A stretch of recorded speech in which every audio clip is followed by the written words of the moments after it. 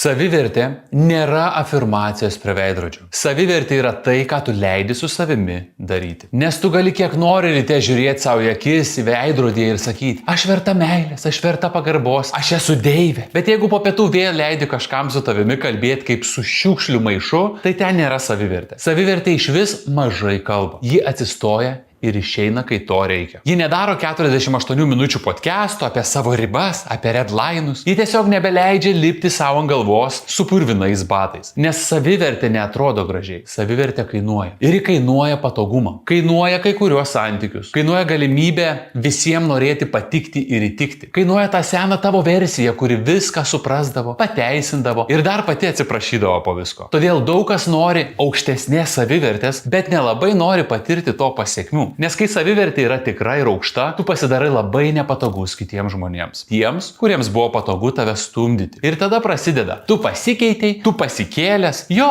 nes baigėsi ta akcija, kurią vadindavai mindik mane nemokamai, daryk su manim ką nori. Savivertė nėra afirmacija. Savivertė yra momentas, kai tu pagaliau pasakai, su manimi šitaip nebus.